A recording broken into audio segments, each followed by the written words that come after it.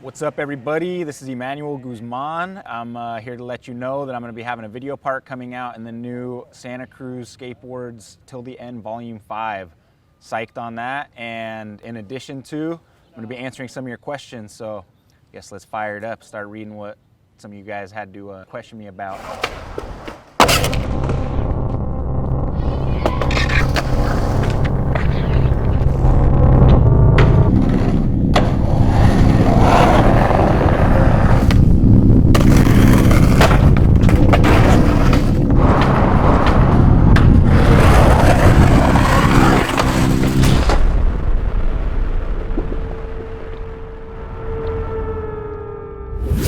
First question from James Henry, 2003. Best trick? Damn, that's a heater to start it off on, to be honest. I don't know, I've been skateboarding a really long time. To pick one is really difficult. I'll say that there's a couple that stand out in my mind. One would be just because of the location, setting, just everything that kind of went into the trick happening. Was the kickflip backside nose blunt rever in Algorta, Spain. It was just one of those moments in time I'll never forget. Great feeling being there, great feeling getting to skate there, and then best feeling of all riding away from that trick, which I put quite a bit of time into. So I'll say that's probably at the top of the list of like best feelings. It's hard to say what the best trick is, but if I had to give an answer, like one of the best feelings from riding away from a trick, that'd probably be it. At CUJer, I don't know, whatever, at CUJer, when did you start skating? I started skateboarding in 1993. I was like 9 years old, and a couple friends of mine at school had skateboards and stuff, and my brother was getting into it, and so the intrigue was there, and before you knew it, I managed to scrounge up a board of my own. So yeah, 1993 is when I started skating. At Raymond310M asks, how long have you been skating? Well, I'll let you do the math. I'll just say a long time, long time. Dylan Nye wants to know what the worst slam is. Honestly, Dylan, that's kind of up there with asking what the best trick is, because I don't really have an answer. It's not one of those things where I want to say the worst slam is yet to come. I hope they're in the past, but I could think of one in specific that sort of has haunted me to this day. In Athens, Georgia, on a skate rock trip, I ollied into this bank and basically checked the curb with my ass going real fast and knocked one of my hips out of place, and unknowingly just sort of rolled with it for like another year and a half, 2 years. And I think that might have caused like kind of irreversible, you know, chronic issues. But I feel like better now, I guess you could say. And so, yeah, I don't know. If I had to pinpoint one that had like the most long-term effect, probably like the slam in Georgia. Kickflip, man. Well, no, I don't even have my board with me, so. CGLosis 2, why you looking like a drug addict trying to recover? Don't really know how to answer that one, but at least I look like I'm on the recovery, so. Chuck C, can you follow me on IG? I'll get back to you on that, Chuck C. Charles Paselit, can I skate with you? If you ever see me at a skate park in Santa Cruz, come up and stand next to me and we'll be skating together. Darren Ruth 12 wants to know, how do you bomb a hill? Well, Darren, it's pretty simple. You get on your board, you drop in, and you just hang on, you don't jump off. You stay on your board down the hill. That's how you bomb a hill. If you eat shit though, it still passes as bombing a hill. You just didn't like make it, but yeah, you can eat shit on a hill and still consider it bombing a hill. Mimi Pinger wants to know, out of all the boards you've skated, which one would you recommend? Being that I've skated one kind of board for the last like 20 years and continue to, because I think they're the best, I'm just gonna have to go with anything that has a Santa Cruz logo on it. Alex Amgertron didn't ask anything, he just left a blank screen, so let me ask you, what do you think? Jesse Go 8, what's your favorite deck? Santa Cruz Skateboards, those are the best boards. So feel of a wooden board with 7 plies and you know, not too many frills. Fortunately, I can destroy them at my own discretion. I can, you know, get free ones, so I guess I go with the like easier you know, destructible ones, but I know a lot of the dudes on the team like the VX boards. I just like the straightforward power plies personally. Favorite hidden SC spot? Like I'm gonna tell you. Nah, there's a bunch, man, but to be honest, we used to keep them a lot more secretive than I think we kind of need to now. I think that with like modern technology, you're able to find whatever spot you want, even with, you know, the person on the other end of the line lying to you about where it exists. So favorite hidden SC spot, which isn't really hidden anymore, used to be these Morrissey rails. We used to like tell people they were in different cities, and just, we'd never tell anybody where those rails were, because we knew that if they got their hands on it, that they would probably get some licks. So Morrissey rails, they're good to go for whoever, go for it, skate them. Jeff Kern, lemur? Not sure I follow, but no, I'm not a lemur. Adon Loops wants to know, were you a fast learner in skateboarding? No. I probably did ollies and 180s for the first year plus of my skateboarding, and even then just progressed at whatever rate I thought was necessary, which to me is pretty slow. I kind of wanted to learn all the fundamentals and basics first before trying the fancy tricks, you know, so it was always like an ollie before a kickflip before a 360 flip, and in that process it might have taken me a little bit longer, but I feel like learning the fundamentals kind of helped with like where I'm at today, still trying to learn to skateboard. So no, it's hard and it takes a long time for some of us to learn. Ali Khan wants to know, what do you think looks cooler, normal frontside flip or a Muska flip? Ooh, depends on who's doing it. If you're talking normal frontside flips like Andrew Reynolds, then that's a really sick frontside flip, or like a Tom Penny frontside flip. But if you're talking a Muska flip by Muska, I mean, that's like equally comparable and cool in my eyes. So it's to each their own. That's what's sick about skateboarding. Everybody does it a little bit different. So I'm down for all variations of the frontside flip, even the illusion Muska flip, as long as it's done by Muska, then yeah. Angel Ortega, what up, dog? Angel Ortega wants to know what my first sponsor ever was. Bill's Wheels. Bill's Wheels Skate Shop was the first place that gave this kid a chance, even though times were different back then and we had to do things like try out at elementary school demos to earn a spot on the B team. It was the biggest honor and happening in my skateboard life to this day, probably. It was that first moment that I got given a chance to pursue my dream and be taken, you know, serious by somebody. So love you, Bill, for that. And yeah, that was my first sponsor ever. Followed up by, a lot of people might not know this, but through Bill's Wheels, pre-Santa Cruz days, I had a flow sponsor happening with Dogtown Skateboards, which is still, again, one of those things that I'll never let down or, you know, not be grateful for. It was one of those just dreams come true to have been put on one of my favorite companies' flow programs at that age, and to have been able to just say that, like, you know, I was a part of something that sick. So lesser known fact, first flow sponsor ever, even before Santa Cruz was Dogtown. At CJ808 would like to know, all right, I'm gonna skip this one, a little too abstract for me. TJ81, how do you flare monster flip? As long as you've got the flare and you got the flip, then the rest is just up to you, I guess. I don't know. At Jonathan Breakfast, can you do a kickflip? Yes, I can. Ali Skate 13, when did you start skateboarding? 1993. At Diego Cobos T, how about a ranking of skateboard brands? Dang, I don't know. You just put our camp up here and then everybody else over there. Worst injury ever gotten from skateboarding? Again, that's kind of like back to the worst slam, but I'll say the most painful injury, aside from the worst slam, was breaking ribs and tearing the cartilage like off of my sternum. With the force of breaking those ribs, I kind of did one of those like hand plant backwards, hauling ass, and my chest hyperextended, and every little thing from breathing to coughing to sneezing to farting to, it all hurt real bad. In fact, like one time I was in so much pain that I went from laughter to crying. That's how bad it hurt. So I would say that'd be the worst injury. The most painful was breaking ribs. Uncle Barry the Great would also like to know what my favorite trick on a skateboard is and why. My favorite trick on a skateboard is probably a kickflip. I love all the other fundamentals like ollies and 180s and frontside grinds and 50-50s.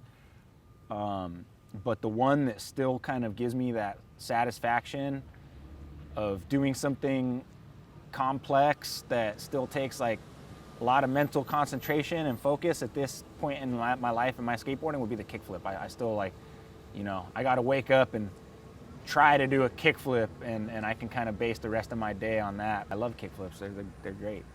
At Brandon Goodman wants to know, what is your favorite flip trick? Back to the last question. A kickflip is a flip trick, that would have to be it. Or you know what?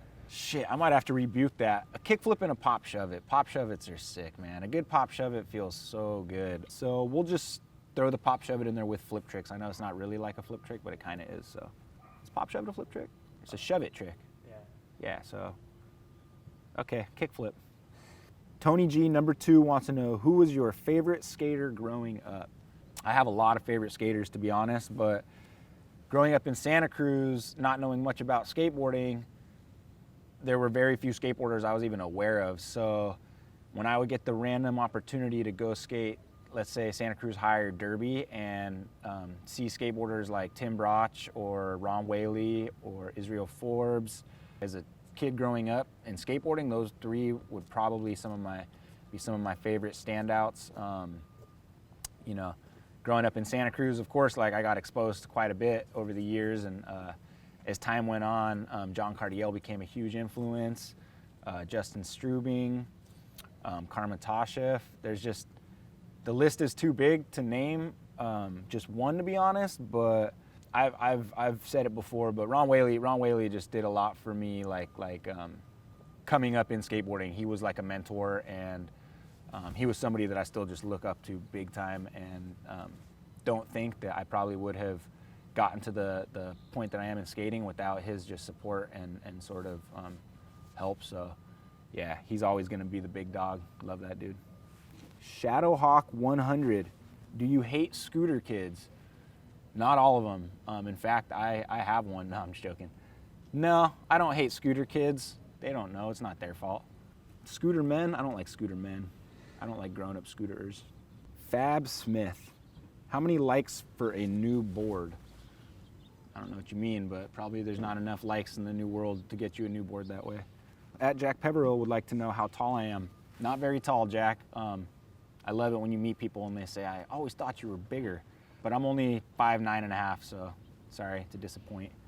At Riley Landacre, what up, Riley? Riley would like to know, what was your first board? My very first skateboard ever was purchased from a good friend of mine, Roy. It was his used Live Oak Skateboards, which was a little teeny company that existed out of Santa Cruz Surf Shop back in the day.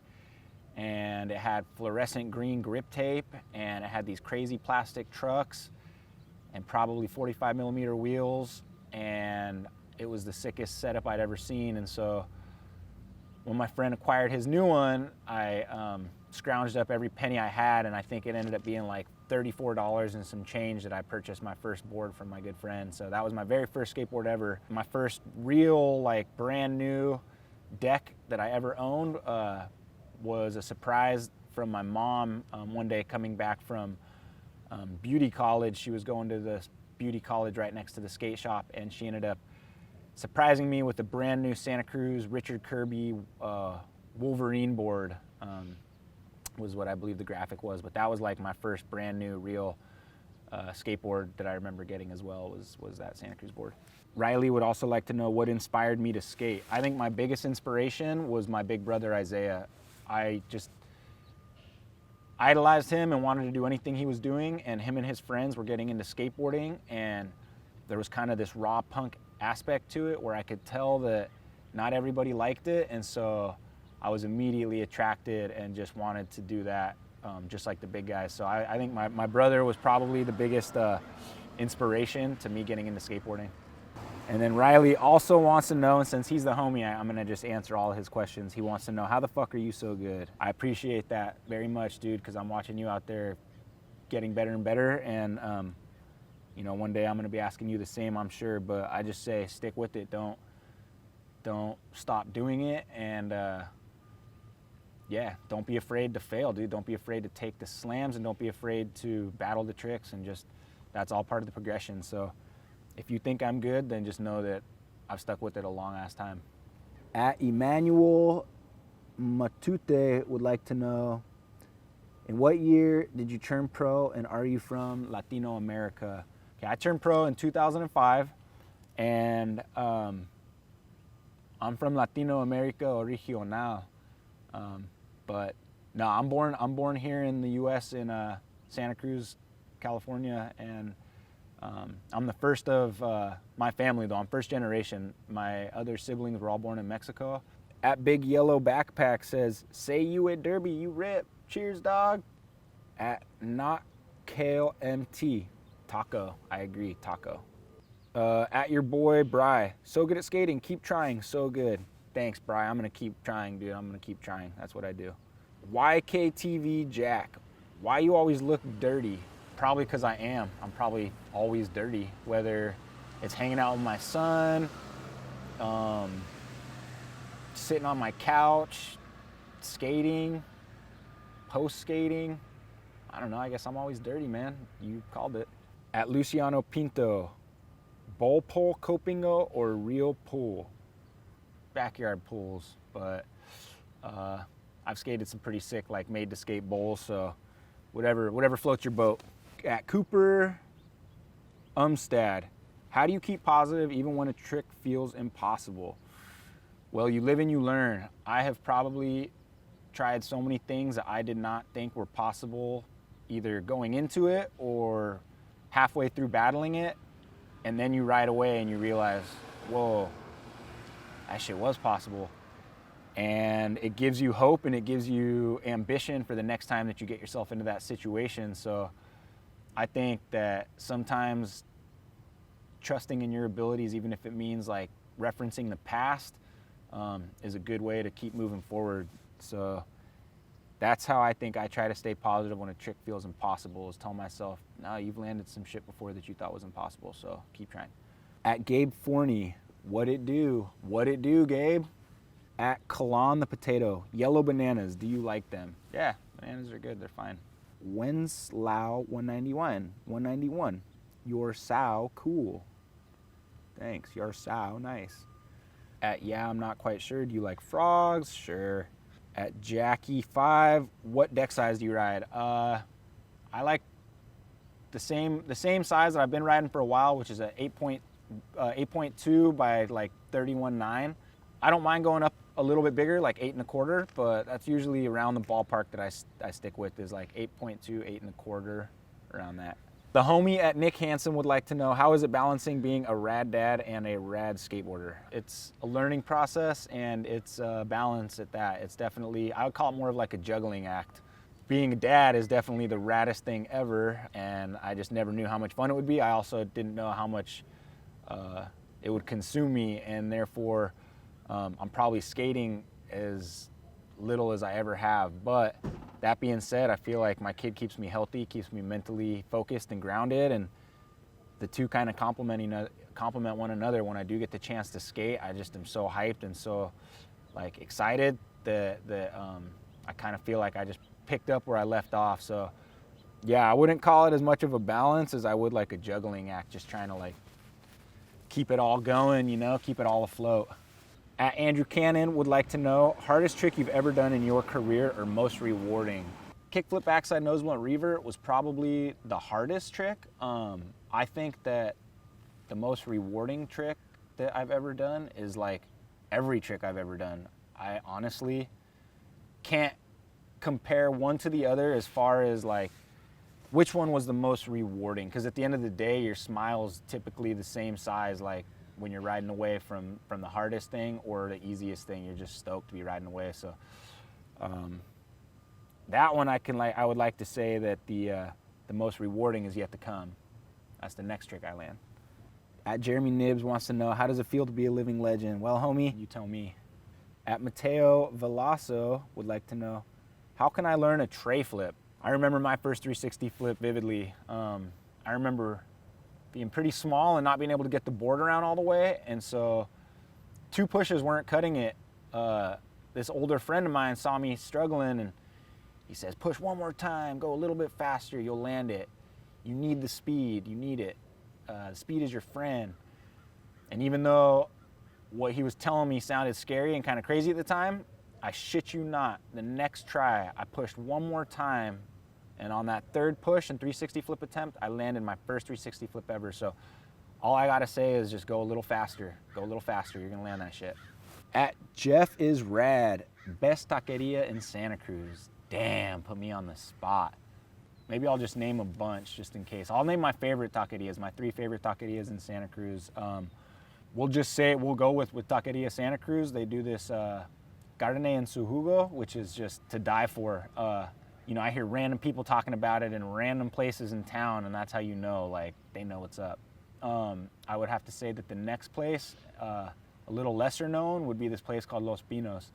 Los Pinos does this Siete Mares, and they only do it on weekends, but if you get there on a weekend and catch their Siete Mares, it is fire. Just because it's kind of the old stomping grounds, I'll have to go with Taqueria Michoacan, just because that's like some of the first kind of you know, Mexican food I've had here in town years and years ago that just reminded me of being in Mexico. It was just like that authentic kind of feel where you can get like those classics like lengua and all that stuff that you might not be able to find at all those other kind of Tex-Mex joints. So those are top three. At JackieBoy21, what trick got you sponsored? That's an interesting question, Jackie. I think that the trick that got me sponsored, if I had to put my finger on one trick, was the one that landed me a photo in a magazine. It was years ago, and I did a kickflip down a set of stairs up at the UC. Jai Tanju took the photo. I was a nobody. I didn't know anybody. Nobody knew who I was, and a few months later, a photo issue of Skateboarder magazine came out, and I had a page spread in it with that trick. And in the struggle, any little bit of documentation, like on the big screen, is good for potential sponsors to see. So I literally got a copy of that mag and went and presented it to whoever I could at that time, and was like, yo, check it out, I got a photo in the mag. Can I get some more boards? Kind of thing. And that's, I would have to say, probably where it started for me as far as like being able to present some real material to you know, future sponsors. At Man 2 Times, we have the same name, but why do you only have one M in your name and I have 2? I have 2 M's in my name, actually.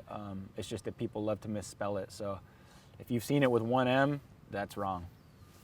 At Oliver 2030 wants to know, how long did it take you to learn to ollie consistently? I would say it probably took me 6 months to learn to ollie. I just learned stationary ollies in this rough parking lot that I wasn't able to roll in real well anyways. And then once I did my first couple of stationary ollies, I knew that the next step was to learn them rolling. But I would say that to get my ollies consistent after learning them probably took me a good like 6 months to have a real good ollie. At Tobias Frank 8 would like to know how to kick fleo. If you figure it out, you tell me, I want to know. At Fake Love says hi, question mark, hi. At Tanner 0270 wants to know, when did you start skating? Also, you were my favorite skater. 1993, thanks Tanner, much love, dog. At Sunny 10210, what board do you have? I think that the current board that I'm skating right now is my Dining with the Dead 15-year celebration series. It's got the matte finish and it's sick as hell. So that's the one I'm currently riding right now. Right on, everyone. Thanks for sending in your questions. There were some funny ones in there, some good questions. And yeah, just be sure to keep your eye out for Till the End Volume 5 coming soon.